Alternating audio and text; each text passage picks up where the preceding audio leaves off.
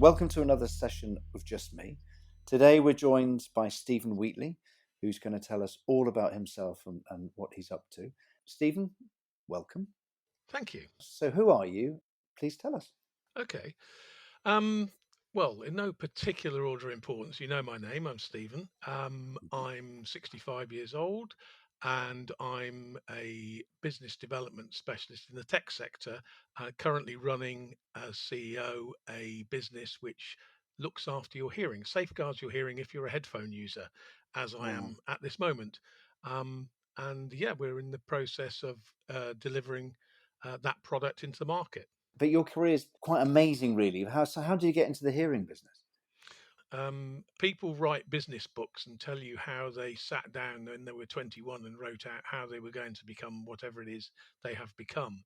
And I would like to suggest that might be post-race rationalization, um, because a lot of things that happen to you in life are serendipitous. They happen because you have done something, you've put yourself in a position, you've met somebody, you've networked, whatever it might be, and you've come across an opportunity of interest working with people who you'd like to work with, and you take that opportunity. So I Mm. started working as a management trainee for Sainsbury's in the 1970s. Um, Wow. did 4 years there. Then I moved into sales, but selling into retail environments because I had been on the other side of that. When I Mm. worked at Sainsbury's, the salespeople used to sell to me, um, and found that I was reasonably good at selling. And I've always been quite interested in technology. So I moved from selling um, fish fingers into cosmetics, into electronics, and then moved into electronic security. I then moved into vehicle electronic security. I've then been involved in a business of a consumer finance business, a automotive electronics business, and now I'm in another electronics business, which supplies software for wireless headphones.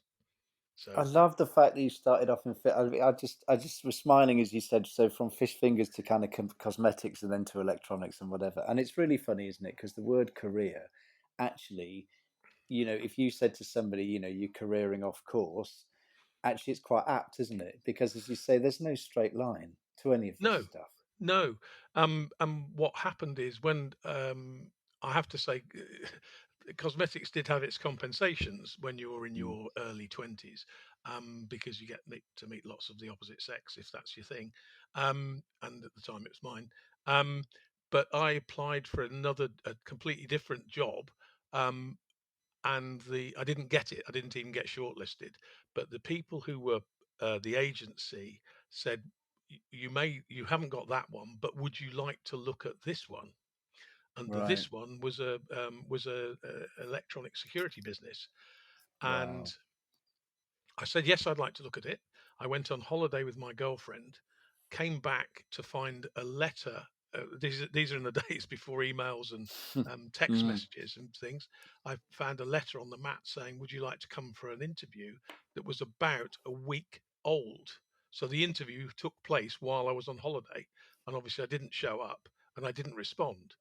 Um, but I thought, well, two things. One, I thought I ought to apologise to the people who'd asked me to go to the interview, and secondly, I'd asked them whether there was still a chance. So Right. I phoned the general manager of the company who had asked me to go to interview. The interview was in London. I was living in the Midlands at the time, and they said we haven't filled the post. If you'd like to come for the interview, that would be fine. And I drove down from the Midlands to London, went into the interview expecting to be there for about an hour, maybe an hour and 15 minutes, and I emerged 3 hours later with a job. Whoa. So, So so cool. I gained a job and nearly lost a girlfriend because she'd had to sit in the Wow. car in an industrial estate in North London waiting for me. Wow. Anyway, so yeah, so serendipity does play a big part in, if you like, if it's a career. I'm not sure it is a Mm. career.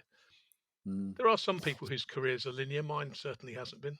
Um, Yeah, and I, I, I can't. Yeah, I can't think of many people whose are whose have been really. So in terms of what have you learnt along the way? I think that, I mean that's a very good question. a lot of what I've learned along the way probably only applies to me. But Brilliant. being self-aware, well, it does, because it's things that happen to me in that moment, in that certain situation. I took a decision, rightly or wrongly, to do something, and I'm Mm. now living with the consequences of that, good or bad. Um, the things I've learned are, you'll always miss the shots you don't take. So if you think the ball is in the position where you might be able to get it in the goal, I mean, let's use a football analogy, Mm. with apologies to those who don't like football. Um, but if you think that um, you have a chance of getting the ball in the net, it's probably a good thing to have a go. Mm. What you can guarantee is, if you don't kick it, you're never going to get it in the net. So Brilliant. take the opportunities. If you see an opportunity, explore it to a point where you either think this is good, or you feel uncomfortable and you don't want to do it. And if you feel uncomfortable, even if it's a gut thing, don't do it, because it's sometimes an interrelationship thing. I don't know about you, but I have Mm. quite a good Mm. intuition. You know, Mm. I can see people that I've been interviewed for jobs and thought, oh, that's a fantastic job, and I just wasn't quite sure about the people I was going to work with, Mm. and I didn't do it. Funny, isn't it? Yeah. I mean, there's research, isn't there, coming out now about, how that you do have a kind of brain in your gut, and those feelings that we get, that uncomfortable feeling. Well, if you think about, you have a number of different contributing systems in your body that they were originally designed. So forget about all the fact that we're sophisticated people, and you've phoned me from 300 miles away, and we're now doing a podcast. We're Mm. now sitting in a cave somewhere, and we are operating. We probably can't have a conversation in as we would know it. You can't intellectualize that process. So you have processes in your body. So a common one would be a fight and flight Mm. response. So there have been experiments done where you put somebody in front of a glass window. Okay, they know they're in front of a glass window, and you Mm. tell them to stare through the window. There's nothing the other side of it, and Mm. very suddenly you introduce a snake Mm. on the other side of the window. Now, Mm. there isn't sufficient time in the wild to think about protecting yourself from the snake. So what you do is you have an automatic reaction, which is to Mm. close your eyes and flee. And you will have, if you took a blood test, you'd have increases in some adrenaline-based products, which will give you the Mm. ability to run really quickly. We have those sensors about other people. Is this Mm. person complementary to me, as in, can I exist in the same space as this person, Mm. or do I feel uncomfortable in their presence? And I don't know whether it's a gender issue. May be risky to say, but I know lots of women who say there's something creepy about that person. Yeah, funny, isn't But it is their unconscious reaction to that person. it? Um, Yeah. you shouldn't necessarily ignore it just because we're Yeah. clever. We can talk ourselves out of it. Well, I think this with animals. I'm obviously a big animal lover, and I have a dog. Mm, And it's interesting. I mean, my dog Bilbo, he knows people, and it's really funny the people that he will not go up to, but the people that he absolutely adores. It's really funny, and it's yeah. so funny when I kind of look at them and I think about them. I think, well, actually, he's right. I'm a little bit distanced with that particular person, and obviously, he picks up on that as well. So, next question. So, what and who has helped you along the way? So, where have you been able to dig deep with yourself, with somebody? What has helped and who has helped you? Well, I'm very lucky that I'm married, and I'm still married to the same woman. So 19 in the early 1980s, I made a decision to marry Barbara, and Oh, we're I love still that. married. And so one of the reasons we married is we were very, very good friends. Mm. And um, you see, we've got three kids as well, so there's nothing wrong in that department in terms of love and all that sort of stuff. But Mm. underneath, I actually respect her values, and Oh, I love that. she mine. So we're buddies. and we've now been Mm. together, whatever that is, 37, yeah, so 37 and a half years or whatever it is. Wow. And it hasn't, don't get me wrong, it's not always been plain sailing, um but having a mate, and I mean that in the sort Mm. of biological sense, having a mate who you trust and can Mm. rely on when things are, she's been there when things have been great, and she's been there when the things haven't been great. And Mm. she's an absolute brick. The kids, I've got three kids, I've got three grandkids. All of that is really, Oh, lovely. really motivating and helpful. Outside that, in a sort of business sense, I mentioned earlier on I went for a hour and a half interview in the early Mm. 1970s.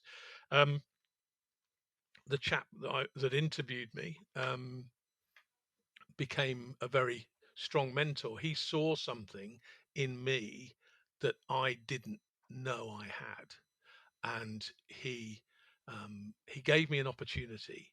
Um, I took over a role in Birmingham. They gave me an office that was about 10 by 12, a Wow. telephone, a desk, and a yellow pages, and said, get on with it. And no Wow. training, no training. Wow. And so one did what one might do, and sort of read a bit about sales, bought loads of the latest books. There were no such things as podcasts then.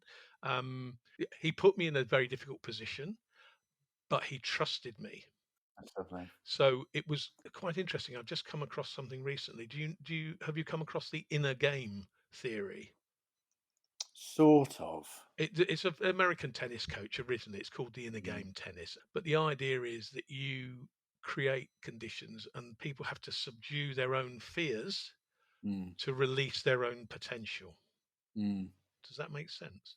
Yeah, it's similar to John Wooden stuff. Yes, a great basketball coach, and he did the whole pyramid of success, but very much that inner game. But it's interesting. Let me give you an example. I'm quite a keen cyclist. And if you go to the Alps, you watch these cyclists in the Tour de France, and they Mm. glibly say this climb is 23 kilometers. Well, I Mm. think that's about 17 miles, and it's all uphill. Right. And if you get, a mile or two into that, and it's 5 or 6%, so it's a fair old stretch, and some of it goes Mm. up to 10 or 12. If you tell yourself you can't do it, you won't, Yeah. because Yeah. it's a lot of it is about convincing yourself that you have that strength, that ability. Mm. And I often bring to mind um, a quote from somebody who I particularly admire. He was a wonderful footballer called George Best, which is that pain is temporary. He said glory lasts forever. I hope I'm not that arrogant. I think pride lasts forever.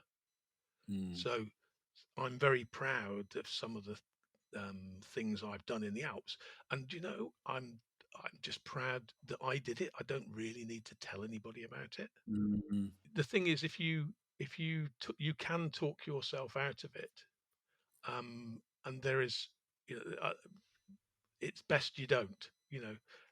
Give it a go, Mm. have a shot, Mm. do your best, and Mm. really, really commit to things. So I love that because that is that thing. It's the inner critic, isn't it? The self doubt, and it's a there's Ben Fogel. I went to see him, years ago, and I Mm, remember him talking about because he's obviously gone up, Everest and done amazing things. And he said that when he was at school, he knew that he wasn't particularly great at anything, sports wise or whatever. But he said that I made a decision to be a completer and not a competitor. And I really like that because I think for a lot of people, it's like, as you say, with the Alps, and I do loads of cycling as well, I'm not going to come first, but I'll get it done. you've just said something, and I don't have a great deal of hair, but the hair that I have just stood up when you said I'm a Oh, completer, not a competitor. mm, No, mm, I'm with you. Slow and steady often wins the race. mm. I did The hare and the tortoise. I did a climb with some buddies. I'm in a slightly nuts. So I'm in two cycling clubs. I'm in a cycling club called CC London, which is a cycling club with a drinking problem, and then I'm in a Right. cycling club called Club Grappa. Okay. Club Grappa is a drinking club with a cycling problem. and they're a Brilliant. brilliant group of people and lots of fun. Mm, And we went off and did some climbing in the Alps, and the professionals do this particular climb in about 45 minutes. mm. It's very tough. I did it in about an hour and 45 minutes. Wow. And I got to the top, and most of my colleagues were there to greet me, sat outside a bar. And I said, "Oh my goodness, I'm far too old for this." And they said, "How many other 60-year-old blokes passed you on the Yeah. way up?" Yeah. and Yeah. that's all they needed to say. They didn't. Mm, And so that's a lovely expression. That completer, not a mm. competer. I spent quite a bit of time with people who were in the military, and one of them in particular was one of the training sergeant majors at the Marines training establishment in Lympstone, and Okay. um, he was talking to me. He loves the stuff I do, and he was saying to me, "How do you do it?" And we got sort of into, and I said, "What do you do with the Marines?" He said, "Look, what you have to understand is when most people's bodies are screaming to stop, how much of your reserve have you got left? Physical reserve." Mm. And the answer is approximately a half. Yeah.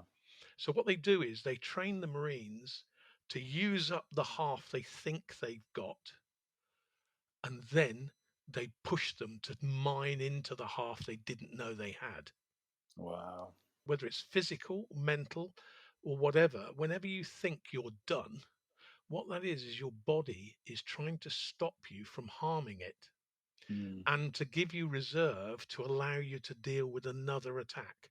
So Mm. go back to you and I back in the cave. We suddenly find there's a bear in the corner of this cave, and we get out of there and we run as fast as we can until and then after say 2 or 3 miles, we think we're done.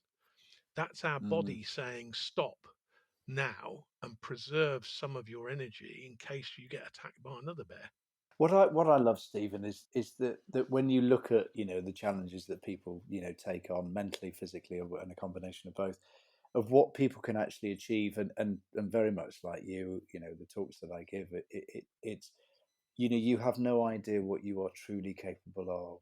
And I think that's the great thing, isn't it? That when you do an amazing bike ride, or even if it's a couch to 5K or a couch to 1K, whatever that is, Yeah. it's the mind that says if you want, if you can, if you think you can do it, then you will. And even if you try and do a 5K or you do a couch to 5K and you don't fail, it doesn't mean that you're going to fail forever. It just means that you didn't do that right now. And I mean that's actually part of my next question, really. So what advice would you have given your younger self, or even to kind of young people, because young people at the moment, it's terribly hard for them, isn't it, in terms of COVID and everything else? I think that's right. I've got young grandchildren, sort of 4 or 5, so they're at the moment they're a delight, and they're not really that impacted. I am concerned about what they will believe and think when they're 15 or 16. Mm, And my children are their parents are in their mid 30s, so they are now they're fully independent.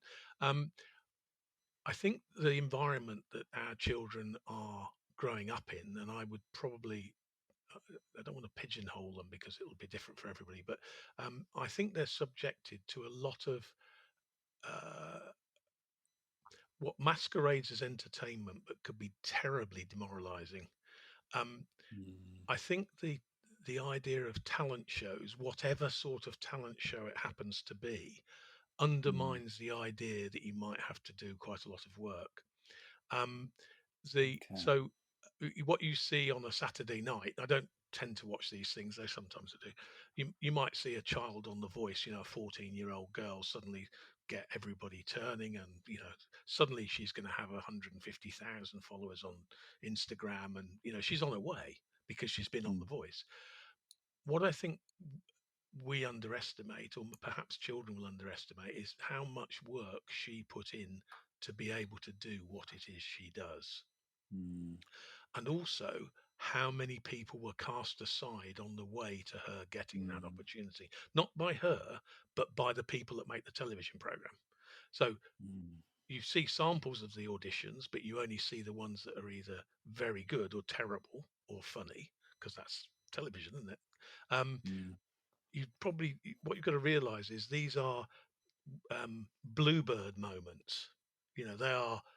It's fantastic for the people involved if they can Mm, cope with that, and that's what they want. It's fantastic for them, but for every one of them that ends up on that stage, I don't know how many hundred others there are that have been discarded and their dreams smashed.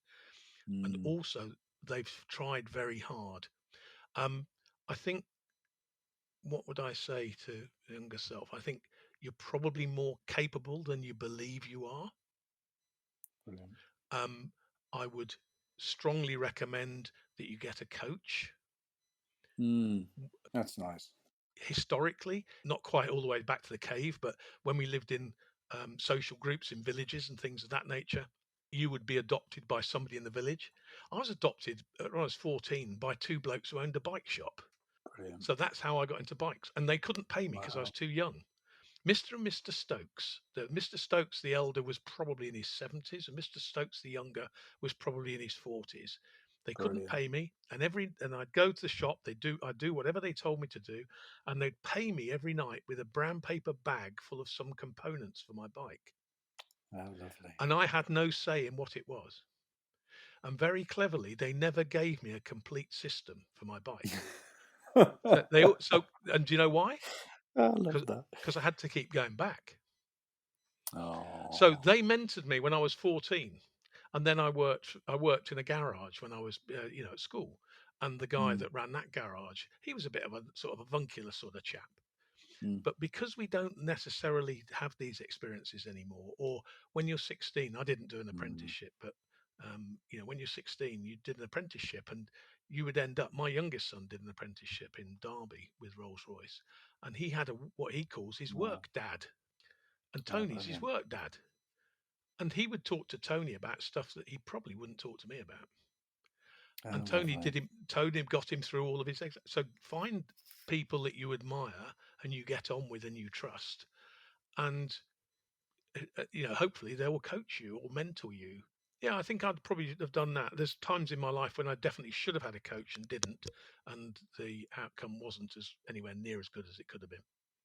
And it's funny, isn't it? I mean, I recently have done a professional coaching or executive coaching course, and it's amazing that of how powerful coaching is, but how little involvement the coach sometimes needs in order to help the person, the coachee, find new direction or new purpose or whatever. And I think that's the thing that amazes me. It's just creating that space, isn't it? Just to talk, just to have some, as you say, a work dad or whatever that is. It's really, it's such an amazing opportunity to take. There's a couple of things that, yeah. So, one of my mentees, I Mm. believe, and we have an expression that, first of all, there's no daft thing. You can't say anything daft. Because if you, I mean, if it doesn't matter. Just say it.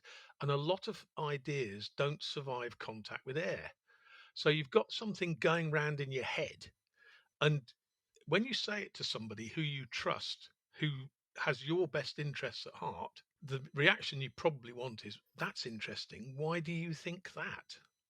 Mm, Or, "Why is that of interest to you?" And then as you try to explain it to your coach or your mentor, often the idea changes into something that is practical, yeah. or it disappears completely. Mm, I think, again, it's part of that's how we're programmed. I don't think mm, there's any deep psychology about it particularly. I think it just mm, works. mm, So we have this expression: many ideas don't exist after contact with air. mm. Brilliant. Love that. But it has to be a trusted space. You have to know that the person isn't going to ridicule you. You have to Mm, trust them. You have to know that they're not predatory, that they're not going to use what you say in a way against you. mm, Um, you have to have that trust. And if you mm. do, it's incredible. And it's uh, so I've been on both sides of this as a mentee myself, and as a coach. The coach position is such a privileged position, Yeah, it is. Yeah, absolutely. and hugely rewarding. Yeah, yeah, and as you say, hugely beneficial from both sides. So, last question. So, what legacy would you like to leave behind? Well, I think I'd like to divide that answer into two answers. Okay. One is a personal one. I'm not a religious person, and so my legacy, if you like, is my family, my children, and my grandchildren, and those. And I would hope that they will prosper and be healthy and be better. Will leave the world a better place than where they found it. Because that's not being religious. I can't hope for more than that, I suppose. I hope you don't think I'm being greedy. Um, and then from a personal point of view, I'd really like to make sure that the work we've been doing over the last 10 years to safeguard the hearing of hundreds and hundreds of millions of people who use headphones is actually deployed successfully. Wow. As somebody who suffers myself from hearing loss caused by motorcycles, Led Zeppelin, and shooting, which somebody Wow. did say is not a bad way to lose it. I think people need to be conscious of the risk. And okay, I don't want to spoil anybody's fun, but if you know the risk you're taking, then you can manage it. At the moment, people don't know the risk, and we have techniques and technologies in HearAngel that will hopefully help them do that. So That's fantastic. I love that. there's some other things. I've got some other things to do. I've got some challenges I want to do, but you know, they'll they Bit more cycling. yes, I want to do cross Europe, so ride from the west coast God. of Ireland to the Black Sea.